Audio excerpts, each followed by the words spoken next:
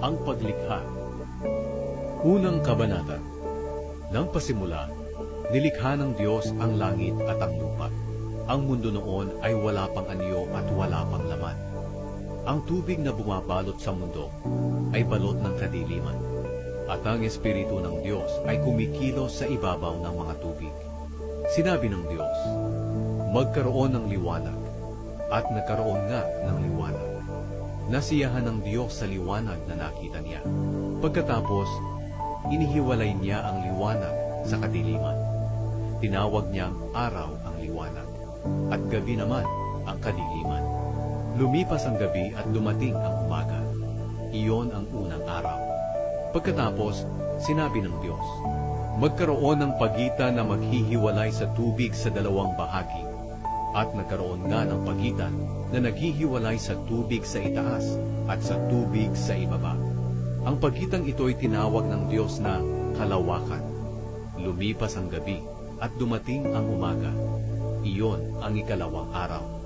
Pagkatapos sinabi ng Diyos, magsama sa isang lugar ang tubig sa mundo para lumitaw ang tuyong bahagi.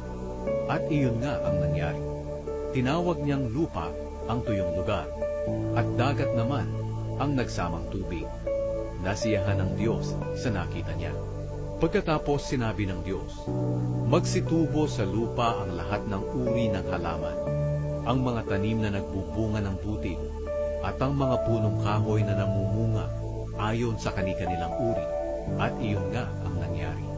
Tumubo sa lupa ang lahat ng uri ng halaman, ang mga tanim na nagbubunga ng butil, at ang mga punong kahoy na namumunga ayon sa kani-kanilang uri.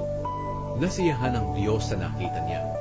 Lumipas ang gabi at dumating ang umaga. Iyon ang ikatlong araw. Pagkatapos sinabi ng Diyos, magkaroon ng mga ilaw sa kalangitan para ihiwalay ang araw sa gabi, at magsilbing palatandaan ng pagsisimula ng mga panahon, araw at taon. Magningning ang mga ito sa kalangitan para magbigay liwanag sa mundo. At iyon nga ang nangyari. Nilikha ng Diyos ang dalawang malaking ilaw. Ang pinakamalaki ay magliliwanag kung araw, at ang mas malaki ay magliliwanag kung gabi. Nilikha rin niya ang mga bituin. Inilagay ng Diyos ang mga ito sa kalangitan para magbigay liwanag sa mundo kung araw at gabi, at para ihiwalay ang liwanag sa dilim. At nasiyahan ng Diyos sa nakita niya. Lumipas ang gabi at dumating ang umaga. Iyon ang ikaapat na araw.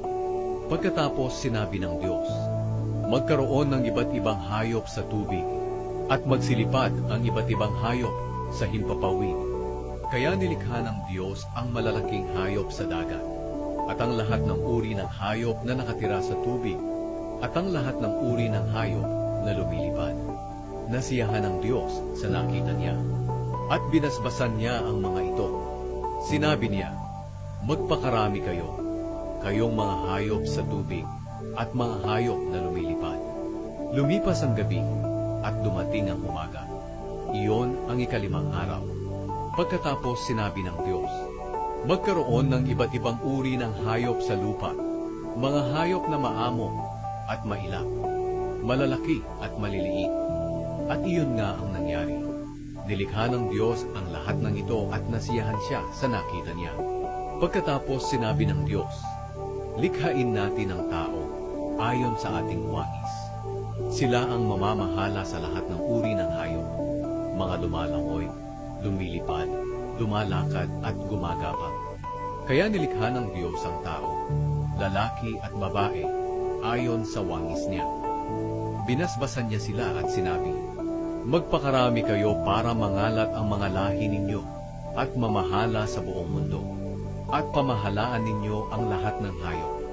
Pagkatapos sinabi ng Diyos, ibinibigay ko sa inyo ang mga tanim na namumunga ng butil, pati ang mga punong kahoy na namumunga para inyong kainin. At ibinibigay ko sa lahat ng hayop ang lahat ng luntiang halaman bilang pagkain nila. At iyon nga ang nangyari. Pinagmasdan ng Diyos ang lahat niyang nilikha, at lubos siyang nasiyahan. Lumipas ang gabi at dumating ang umaga. Iyon ang ika-anim na araw.